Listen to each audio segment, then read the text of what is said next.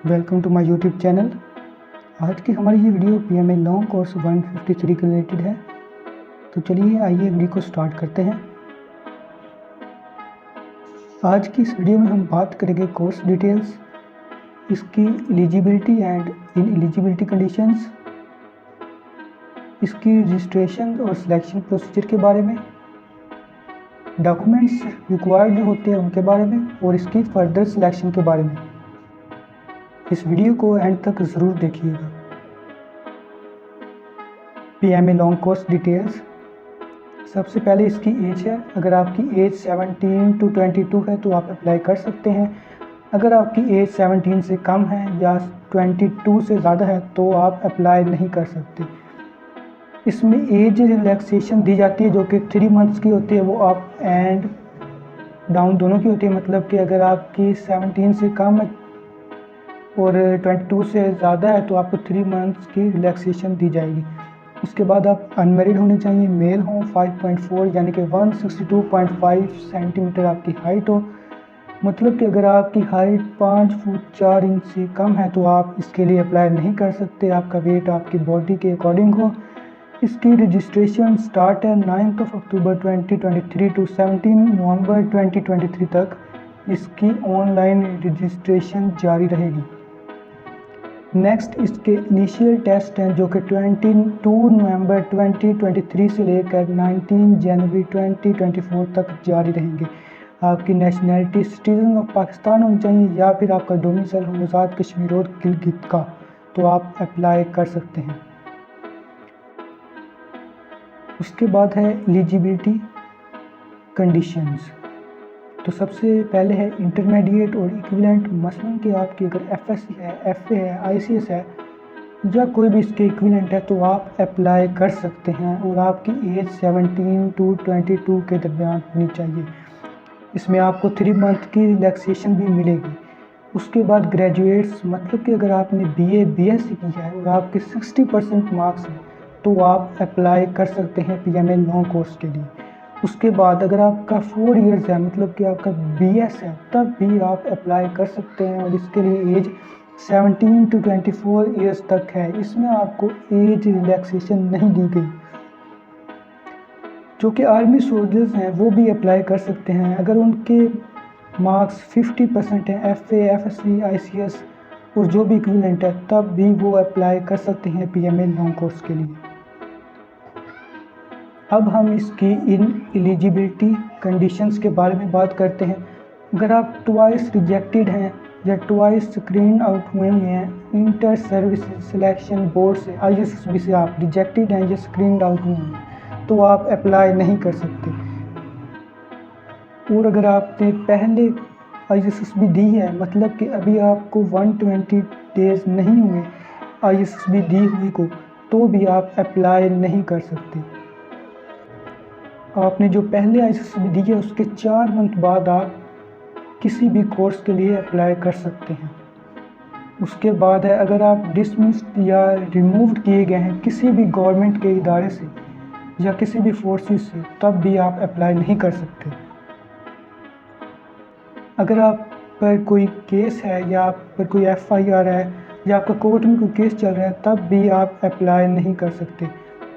अगर आप permanently declared हैं अनफिट मेडिकल बोर्ड से या किसी भी आर्म्ड फोर्सेस हॉस्पिटल या फिर किसी भी सीएमएच से आप अनफिट हैं तो भी आप अप्लाई नहीं कर सकते। और अगर आप किसी भी आर्म्ड फोर्सेस के कॉलेजेस या इंस्टीट्यूशन से आप डिसिप्लिन की बुनियाद पर या किसी भी और वजह से आप विदड्रॉ किए गए हैं, तब भी आप पीएमए लॉन्ग कोर्स के लिए अप्लाई नहीं कर सकते। अब हम बात करते हैं इसकी रजिस्ट्रेशन और सिलेक्शन प्रोसीजर के बारे में। सबसे पहले रजिस्ट्रेशन। तो कैंडिडेट्स ऑनलाइन अप्लाई कर सकते हैं। पाकिस्तान आर्मी की जो ऑफिशियल वेबसाइट है उस पर ऑनलाइन अप्लाई ओपन हुआ है, तो आप ऑनलाइन अप्लाई करें। उसके बाद आपको 1-2 दिन में रोल नंबर स्लिप अलॉट हो जाएगी, उसका आप प्रिंट निकलवा लें और जिस दिन आपका टेस्ट है आप वो रोल नंबर स्लिप साथ ले जाएं सेंटर पे। नेक्स्ट है इसकी इनिशियल सिलेक्शन। उसमें है written test, intelligence test.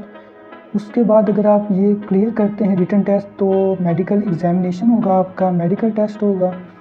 Next अगर आप वो भी क्लियर कर जाते हैं तो आपका फिज़िकल टेस्ट होगा, और अगर आप ये तीनों टेस्ट क्लियर कर जाते हैं तो आपका इनिशियल इंटरव्यू होगा, और अगर आप वो भी क्लियर कर जाते हैं तो आपको ISSB फॉर्म प्रोवाइड किया जाएगा।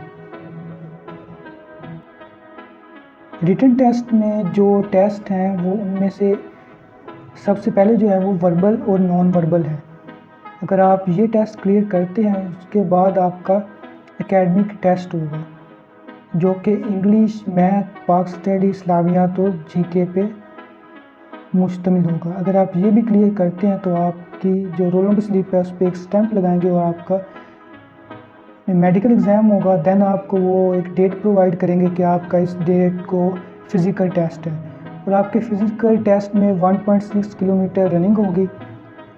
उसके बाद जो 8 मिनट में कंप्लीट करनी होगी, उसके बाद पुशअप्स होंगे 15 जो कि 2 मिनट्स में करने होंगे। उसके बाद क्रंचीज़ होंगी जो 20 होंगी, वो भी 2 मिनट्स में करनी होंगी। उसके बाद पुलअप्स होंगे, वो आई थिंक 3 होंगे जो आपने 2 मिनट में करने हैं, और लास्ट पे आपने एक टिच क्रॉस करनी है। और अगर आप फिज़िकल में पास हो जाते हैं तो आपको इंटरव्यू की डेट दी जाती है। अब हम बात करते हैं डॉक्यूमेंट्स के बारे में जो हमें रिक्वायर होते हैं, टेस्ट वाले दिन हमें लेके जाने होते हैं। उनमें सबसे पहले आपके ओरिजिनल सर्टिफिकेट्स आ जाते हैं, आपकी मार्कशीट आ जाती है, मैट्रिक की, आपकी FSC की। वो तमाम डॉक्यूमेंट्स जो आपके ओरिजिनल हैं वो आपने टेस्ट वाले दिन साथ लेके जाने हैं। उसके बाद आपका कंप्यूटराइज्ड ID कार्ड है। अगर आपकी एज 18 ईयर्स से अबव है तो आपने अपना ID कार्ड साथ लेके जाना है, ओरिजिनल ID कार्ड। उसके बाद अगर आपकी एज 18 से बिलो है तो आपने अपना बे फॉर्म और अपने गार्डियन जो भी आपका मदर, फादर, ब्रदर या सिस्टर आपका गार्डियन है तो आपने उसके ID कार्ड की फ़ोटोकॉपी आप उसकी करवा लें, और किसी से भी अटेस्ट करवा लें, और आपने वो साथ लेके जानी है। उसके बाद आपने एक सेट अटेस्टेड फ़ोटोकॉपीज़ का भी साथ में लेके जाना। आपके जितने भी मैट्रिक और FSC के जो डॉक्यूमेंट्स हैं उनकी आपने फ़ोटोकॉपीज़ करवा लेनी है, और टेस्ट करवा के वो साथ लेके जानी है, और डोमिसाइल की भी फ़ोटोकॉपी और ओरिजिनल आपने साथ लेके जाना है। उसके बाद आपने 3 पासपोर्ट साइज़ फ़ोटोज़ भी साथ लेके जाने हैं जो कि फ्रंट और बैक दोनों से अटेस्टेड हो। और अगर आप रिपीटर हैं तो आपने ISSB से आपको जो नॉट रिकमेंडेड लेटर मिला था आपने वो भी लेके जाना है, ओरिजिनल और उसकी फ़ोटोकॉपीज़ भी साथ लेके जानी है। अब हम बात करते हैं इसके फर्दर सिलेक्शन प्रोसेस को। जब आप इनिशियल तमाम टेस्ट पास कर लेते हैं, आपका स्क्रीनिंग टेस्ट से लेकर फिज़िकल, मेडिकल और इनिशियल इंटरव्यू, तो आपको ISSB फॉर्म दिया जाता है। उसके बाद आपकी ISSB होती है। अगर आप उससे भी रिकमेंड हो जाते हैं तो आपका डिटेल्ड मेडिकल होता है CMH में। किसी भी CMH जो आपने मेंशन किया होता है उसमें आपका मेडिकल होता है। उसके बाद जो आपकी फ़ाइनल सिलेक्शन है वो GHQ में बनती है, और आपकी जो कंप्लीट परफॉर्मेंस होती है शुरू से लेके आपके फ़ाइनल मेडिकल तक, उसकी बेस पे आपकी फ़ाइनल सिलेक्शन होती है GHQ में। PME का ट्रेनिंग पीरियड जो होता है वो 2 साल का होता है। PME की ट्रेनिंग 2 साल की होती है। Best of luck boys, remember me in your prayers. उम्मीद है आप सब लोगों को आज की हमारी ये वीडियो बहुत पसंद आई होगी। हमारा YouTube चैनल सब्सक्राइब करना मत भूलिएगा। हमारी आज की वीडियो अपने दोस्तों तक ज़रूर शेयर कीजिएगा।